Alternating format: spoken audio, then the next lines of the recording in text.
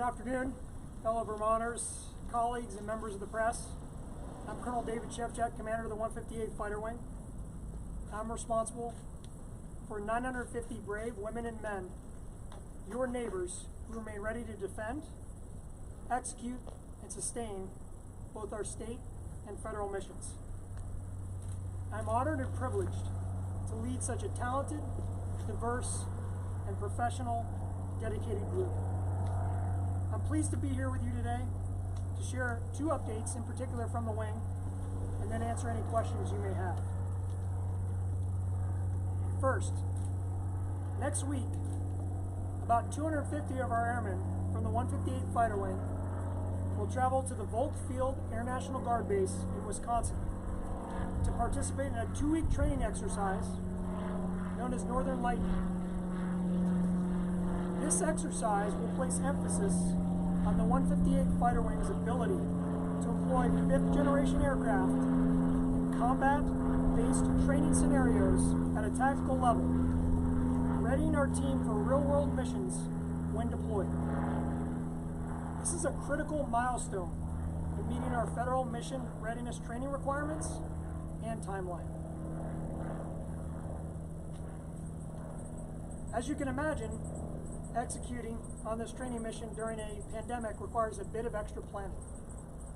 We will follow DoD, CDC, Vermont Department of Health, and Wisconsin Department of Health Services guidance, and use strict risk mitigation measures to ensure the safety and well-being of our airmen, their families, and communities. This also means that from August 8th to August 20th, locally scheduled F-35 flying operations at the Vermont Air National Guard Base will not occur. Second, starting in October, more than 70 airmen from the 158th Fighter Wing will begin to deploy overseas in the U.S. Air Force Africa, Europe, and Central Command's area of responsibilities. These deployments are part of the Air Force Reserve Component Period, or RCP, deployment cycle. These women and men will put their years of training to the test while supporting expeditionary support combat operations overseas, continuing the proud legacy of the Green Mountain Boys. These professionals are from the 158th Fighter Wing staff, the Mission Support Group, and the Medical Group.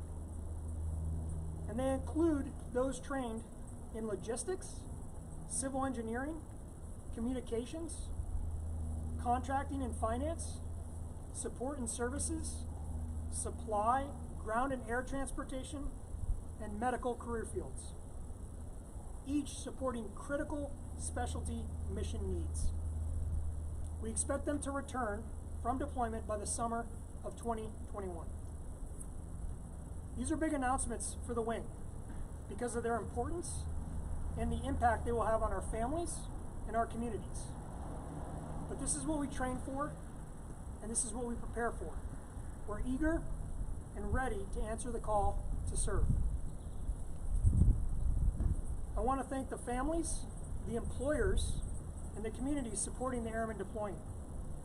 Your support will ensure these brave women and men remain focused and ready as they answer our nation's call. To the families of our airmen, you are the most essential part of the team, and please know that you are not alone. With the many uncertainties our state and nation faces at this time, know that we are here for you, along with the Airmen Wellness Team, spearheaded by our own airmen, and the Family Readiness Program. Please utilize us as often as you need, and we will of course reach out to check in as always. Finally, a message to our airmen. I have no doubt you will continue to accomplish great things. As you train and prepare to deploy, you continue to support our state in response to the COVID-19 pandemic, while at the same time, you ensure we remain focused on executing our federal mission. I ask that you learn from each other, you take care of each other, because you are ready for this, you are resilient, and we are proud of you. Again, thank you for this opportunity to provide you updates on our professionals' continued work.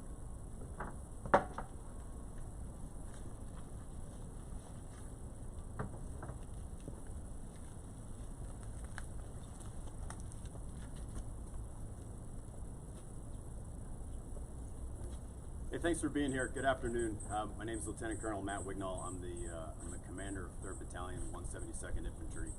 Our battalion's out of Jericho, Vermont, just down the road, along with one of our companies, our Alpha company.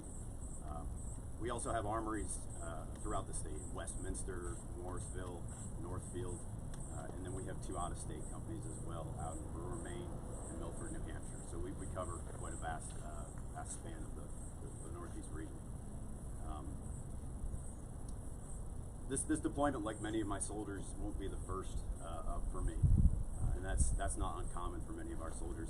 I've been in the Army now since 2003, deployed to Iraq years later, and I've seen deployments from multiple angles, both forward deployed and in support roles as we supported our soldiers forward deployed.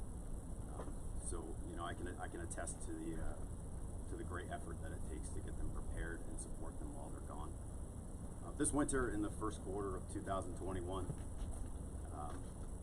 we're going to have over 500 soldiers deployed to the Central Command Air Responsibility for Operation Spartan Shield. Nearly 350 of those soldiers come from the units that I mentioned here in Vermont. Our unit's going to be the first of several deployments that'll leave out throughout the year in 2021 as part of the 86th Infantry Brigade Combat Team. And we expect to be gone on or about 12 months for the deployments. You might have seen over the last couple of weeks, we were training out in Jericho, Vermont. We had our routine annual training period just this month in July down in Jericho, which is a normal readiness build-up training event for a deployment like this. And if you recall back last summer, we were down in Louisiana at Fort Polk, the Joint Readiness Training Center. Again, just a normal part of our train-up for a routine deployment such as this.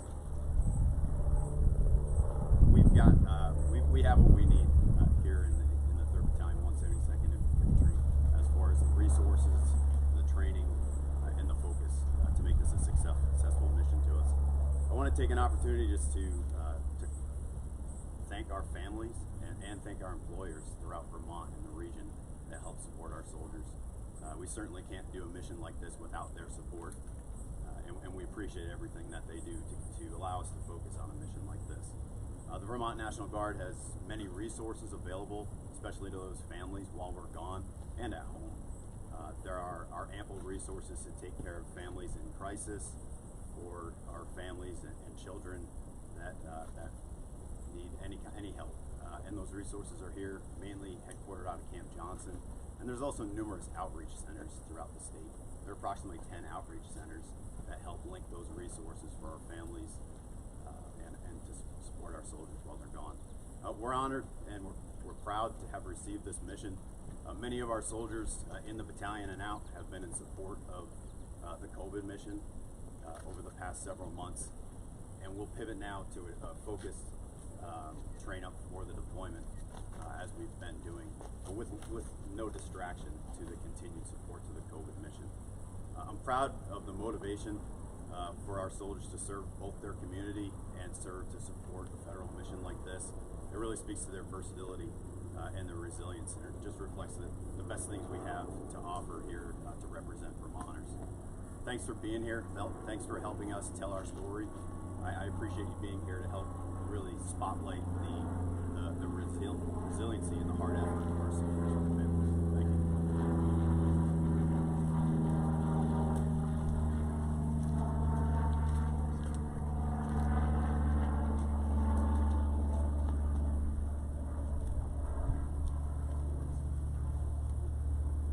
Good afternoon. I'm Lieutenant Colonel Duran Metzger. I'm the commander of the 86th Troop Command, headquartered out of Williston, Vermont. The battalion's mission is to provide ready and equipped units to help the Vermont Army National Guard meet its state and federal missions. The battalion has some of the most called upon units in the Vermont National Guard. The units are diverse with highly specialized capabilities and missions. Our unit capabilities include rotary and fixed wing aviation, cybersecurity, public affairs, law enforcement, trial defense, among others. Here's a few examples of our units in action. During Hurricane Irene, it was the helicopters of the 1st of the 224th Security and Support Detachment that flew food, water, blankets, even animal feed to affected communities around the state. Charlie 3rd of the 126th Aviation is our air medical evacuation unit. They've deployed to Iraq 3 times since 2005. They've saved hundreds of soldiers' lives and impacted thousands of families and friends through their service and willingness to put themselves in harm's way. The 40th Army Band, when not performing concerts, acts as our quick reaction force. They're ready to respond to any state emergency within 4 hours. They most recently were activated in March when they set up the initial COVID-19 surge sites and assisted with the construction and staffing of the 400-bed alternate healthcare facility at the Champlain Valley Exposition in Essex Junction. Today I'm here to discuss our battalion's next unit to deploy, the 172nd Law Enforcement Detachment. The 172nd Law Enforcement Detachment is based out of Williston and is preparing to deploy 30 soldiers to the U.S.-European Command for 12 months as part of Operation Freedom Sentinel. This unit is commanded by First Lieutenant Sean Slaney, and he's a state police officer in New Hampshire. The 172nd Law Enforcement Detachment, after multiple deployments as a combat military unit, has converted to a law enforcement detachment. This shifts their mission from that of a combat military police to mirror more of a civilian police officer. 11 of the 34 soldiers deploying are law enforcement officers at the state or local level. The unit just completed its 15-day annual training this past week, which they focused mainly on the tasks and procedures that they'll be employing during their upcoming mission. It's important that I'd like to thank the community for their support of these soldiers. First, I want to thank the employers who've allowed these soldiers to have the time away from work and to train in preparation of their mission. I want to thank the state and local law enforcement agencies who have been an invaluable resource, sharing their knowledge, expertise, and their equipment as they train. But most importantly, I want to thank the soldiers' families, both for their great sacrifices to date and those that lie ahead. You will not be alone during this deployment. The unit's Family Readiness Group and the State Readiness Program will be there to support you along the way. So you won't be alone while your soldiers are deployed. Thank you, and I'll take any questions.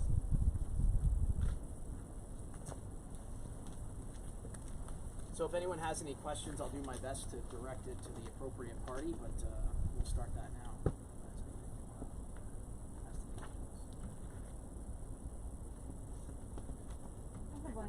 I have one for Lieutenant Colonel Wingmill.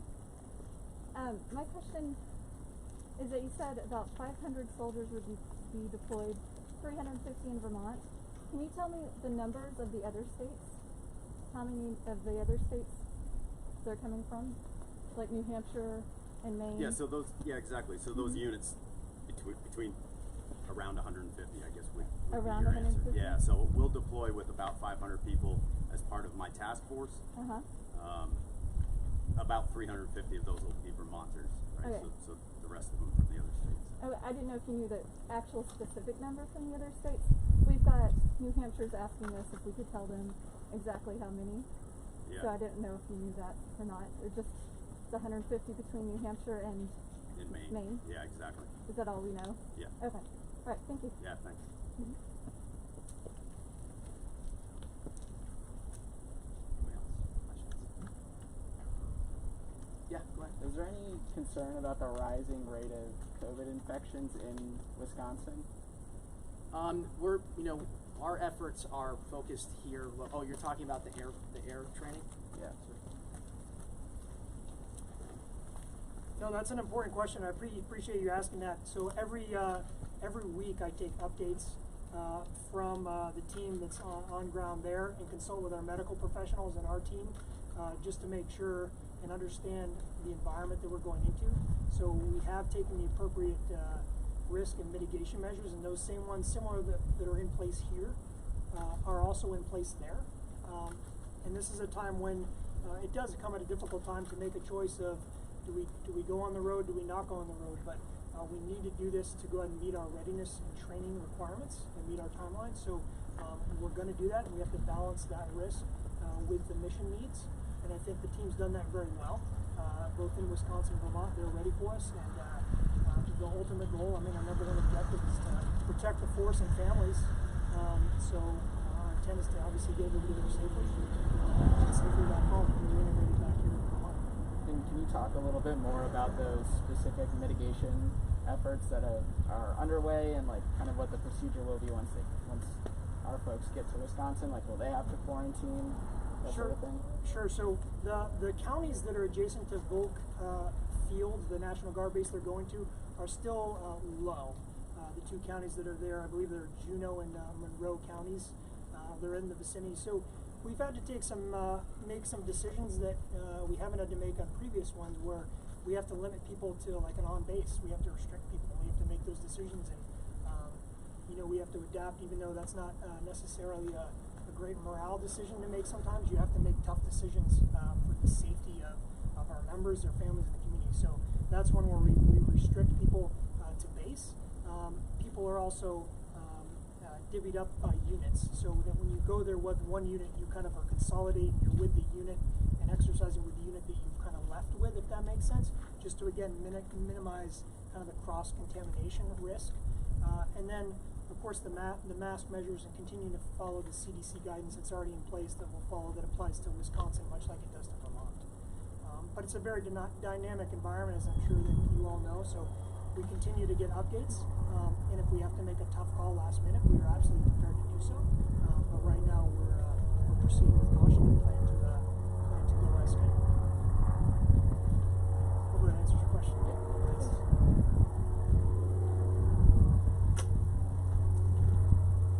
So where are you guys deploying to? So the units across the 86 IVCT, these units in particular, the infantry is deploying to the Central Command area of responsibility, and the MPs are deploying to the European area of responsibility. Because of operational security, we can't only go so far and sort of information deployment. But for all of the Army deployment, the coverage will be in the African, the U.S. Africa area of responsibility command, U.S. Africa Command, the U.S. European Command, and the U.S. Central Command. Okay, and are you expecting to see any sort of combat at all while you're out there? Sure. Yeah, absolutely. Make no mistake. I mean, we're deploying to a combat zone, right? And 3rd Battalion, 172nd Infantry, like you mentioned, is deploying to U.S. Central Command to a declared combat zone. Absolutely. Mission we're prepared for. It's a mission that's akin to our federal missions. No change to what we do individually. Thank you.